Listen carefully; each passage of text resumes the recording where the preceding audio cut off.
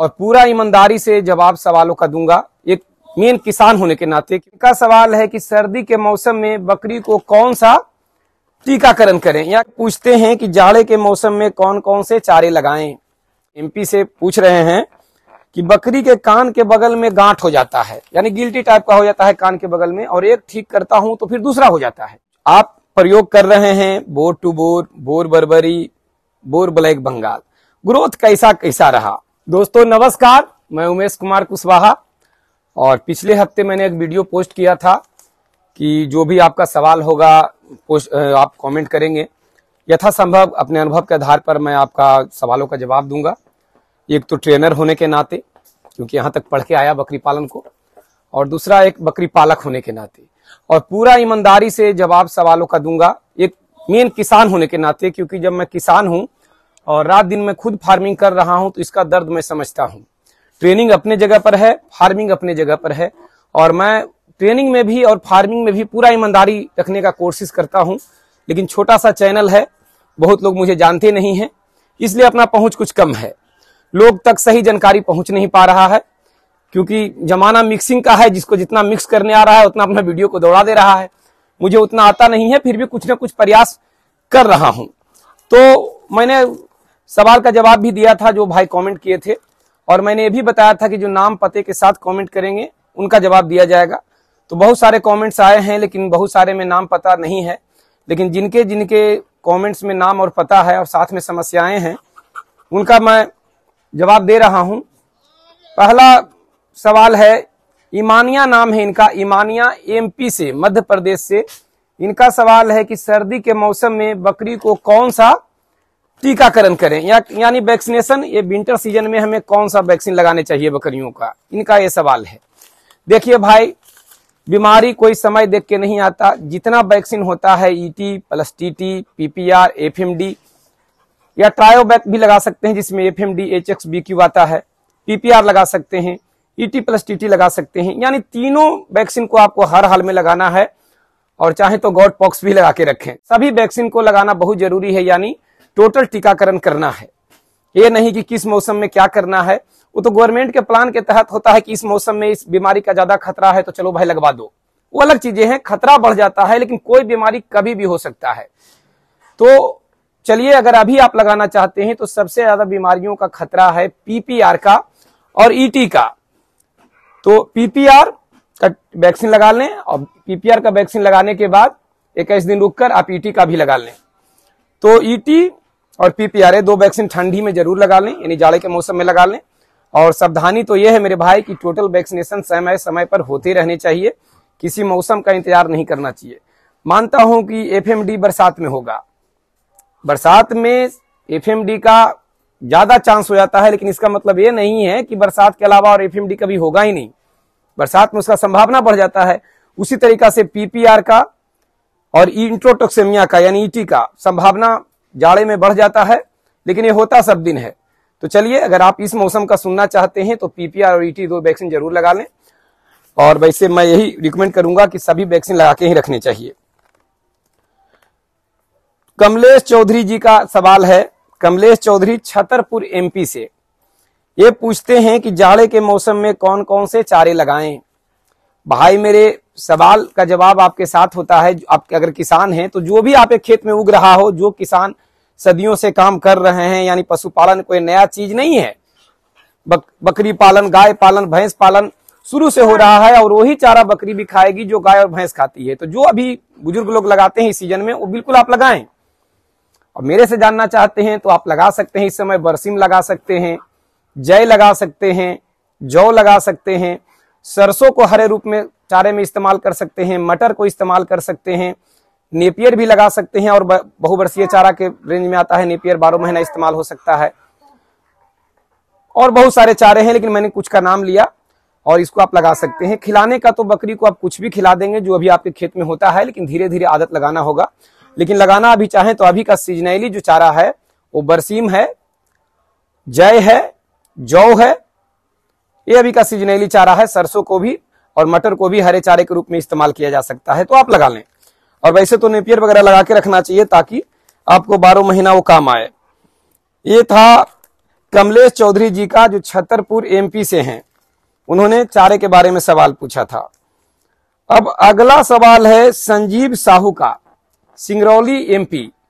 Sanjeev Sahu Singrauli MP से पूछ रहे हैं कि बकरी के कान के बगल में गांठ हो जाता है, यानी गिल्टी टाइप का हो जाता है कान के बगल में, और एक ठीक करता हूं तो फिर दूसरा हो जाता है। तो देखिए, बीमारी एक हो तो समझ में आता है। ए बॉस, उठ उठ उठ उठ उठ जा।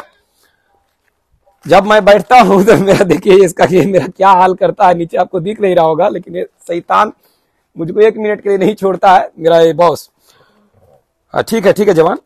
तो अगर एक बकरी को बीमारी होता है तो ये समझ में आता है कि बीमारी है, लेकिन अगर सभी लगभग बकरियों को हो रहा है और ठीक होने के बाद दोबारा हो जा रहा है तो कहीं ना कहीं कमी है मेरे भाई। और गिल्टी का जो समस्या है ये खास करके आयोडीन की वजह से आता है। तो नमक जरूर बकरियों को खिलाएं, 10 ग्राम प्रति बकरी प्रतिदिन दाने के साथ, जो खाने का रूटीन है उसके साथ ऐड करें। बकरियों को आयोडीन युक्त नमक जरूर दें, 10 ग्राम प्रति बकरी। आप चाहे तो काला नमक, सेंधा नमक, ये सब का बड़ा बड़ा ढेला भी आप रख सकते हैं जिससे बकरियां चाटेगी, यानी आयोडीन का एक कमी भी कारण हो सकता है। और एक आइवरमेक्टिन इंजेक्शन भी आप लगा लें अपने वेटनरियन के राय से, उससे भी आपको ये राहत मिलेगा, लेकिन आयोडीन का कमी को पूरा करें।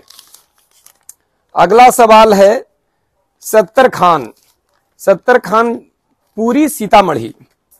सत्तर खान पूरी सीतामढ़ी से सवाल करते हैं कि आप प्रयोग कर रहे हैं bore to bore, bore Barbari, bore black Bengal, growth कैसा रहा।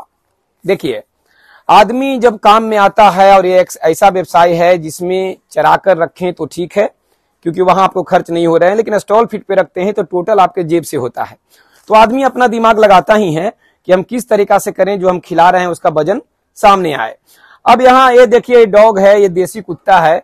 अगर इसके जगह पर जर्मन शेपर्ड होता तो ये बड़ा बड़ा बाल होता है ना, बुलडॉग होता ये शरीर होता, पेवेलियन होता छोटा होता, बड़े बड़े बाल होते। यानी जेनेटिक गुण तो रहता ही, ये देसी है, मैं इसे कितना भी खिलाऊंगा इसका बदन छरहरा इसी तरीका से पतला दुबला रहेगा और फुर्तीला बहुत होता है। तो एक जेनेटिक गुण है कि जिसको जो गुण है उसी के अनुसार उसको चलना है। थोड़ा बहुत छेड़छाड़ करके आप कुछ कर सकते हैं। इसको मैं बहुत खिलाऊं तो थोड़ा सा मोटा ताजा लगेगा, लेकिन वो जर्मन शेपर्ड, बुलडॉग इस तरीका का नहीं हो जाएगा। तो जब हम बकरी पालन करते हैं और देसी पर ही करना है ताकि आपके मार्केट में आसानी से बिक सके, और मटन पर्पस अपना मार्केट है मेरे भाई। हम बिहारियों का, या आप जहां से भी देख रहे हैं अपना मार्केट देख लीजिएगा, तो मेन मकसद बकरी का मटन पर्पस से दूध को 1 नंबर रैंक में रखा जाता है कि बकरी का दूध बहुत ही गुणकारी है, लेकिन वो किताब में ही और बोलने के लिए ही है। जब बीमारी होगा तो लोग आपके पास लेने आएंगे, अन्यथा आपका दूध कोई पूछेगा ही नहीं। तो मेन घुमा फिरा के आ जाता है मटन पर्पस काम। तो हम वो देखते हैं कि हमारे एरिया में बिकता क्या है। तो बोर मैंने इसलिए चुना कि बोर का संरचना बिल्कुल अपना देसी बकरी की तरह है, यानी हम ब्लैक बंगाल रखते हैं तो बिल्कुल बोर उसी तरीका का है, यानी कद काठी उसी तरीका का है। कान भी थोड़ा सा बड़े हैं ब्लैक बंगाल से, और शरीर छोटा नाटा ही होता है, लेकिन मांसल शरीर होता है, यानी वजन बहुत तेजी से बढ़ता है। तो बोर टू बोर हमने जो क्रॉस करा के बच्चे लिए वो तो आप देख रहे हैं, सही है। ये 3.5 महीना का बच्चा है लगभग। अब वजन नहीं बताऊंगा, बहुत सारे पारखी लोग आप लोग होते हैं, करना कुछ नहीं है, उंगली दुनिया भर करेंगे। तो बस आपके सामने है कि 3.5 महीना का बच्चा है। तो ये बोर टू बोर है, इसमें 1-2 मिक्स भी हैं। इसके बाद ब्लैक बंगाल को भी मैंने बोर से कराया। पहले मेरे पास ब्लैक बंगाल और बर्बरी भी थी, लेकिन अभी चूंकि ये सब पठिया मेरी तैयार हो रही है तो मैं इससे काम करूंगा आगे का। तो ब्लैक बंगाल और बर्बरी हमने हटा दिया, क्योंकि उसके अगला जनरेशन मैंने बोर से लिया, उससे अब काम करना है। एक अलग से एक ब्रीडर और लाऊंगा, और ये जो बोर से तैयार हुई है पठिया उसको क्रॉस कराऊंगा।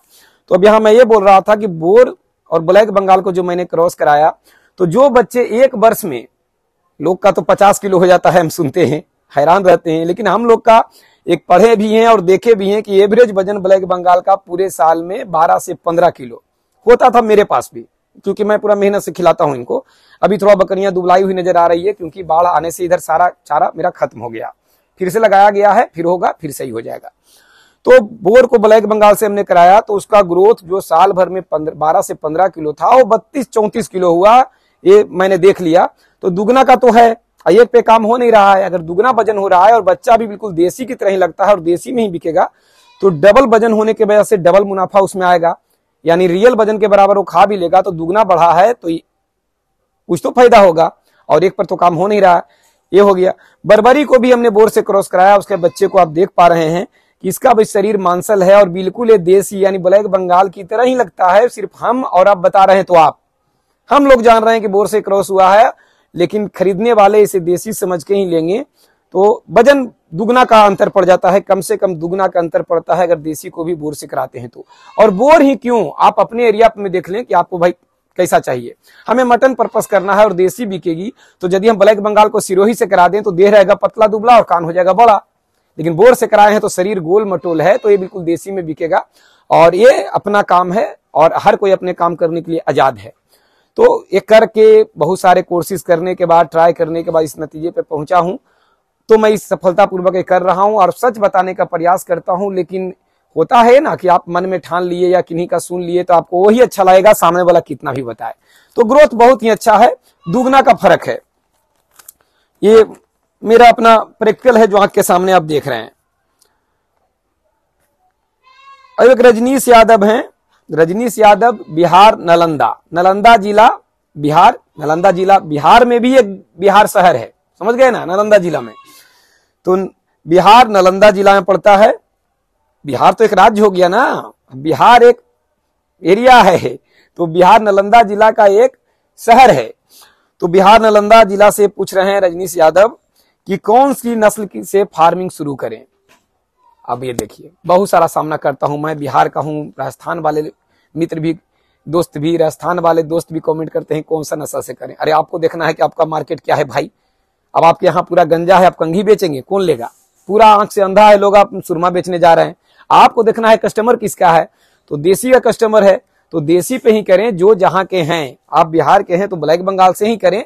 और मैंने इशारा किया कि ब्लैक बंगाल को हमें किससे क्रॉस कराया तो दुगना उसका वेट हुआ। बहुत सारे वीडियो हम भी टाइम मिलता है तो देखते हैं, तो लोग को रोना ये रहता है कि भाई बिक नहीं रहा या कम रेट में बिकता है तो मैं कैसे कमाऊंगा। वजन ही इतना बढ़ा दो कि कम में बिके तो फायदा हो, क्योंकि कंपटीशन में इसी तरीका से जियोगे और फार्मिंग बहुत लोग सक्सेस होंगे नहीं, आएंगे तो बहुत, लेकिन जाएंगे भी, क्योंकि सच सुनने के लिए कोई तैयार है नहीं। तो थोड़ा सा कम आए, फिर भी आना चाहिए और देसी से ही आएगा। क्योंकि अगर हम बिहार के लोकल हैं, सिरोही रख लें, कोई और नस्ल रख लें, तो हम उसको जल्दी बेच नहीं पाएंगे, क्योंकि कटिंग मार्केट में वही चाहिए जो चल रहा है। तो उसी को तैयार करना है। और इसमें गुणवत्ता ये है कि खाकर उतना ही खाकर आनुवांशिक गुण के कारण ये तेजी से वृद्धि कर लेता है। अगर आपको लगता है कि भाई ये ज्यादा खाता होगा तो ऐसा ये नहीं है, मेरा अपना अनुभव है, विश्वास आप कर सकते हैं तो कीजिए, नहीं तो करके देख लीजिए।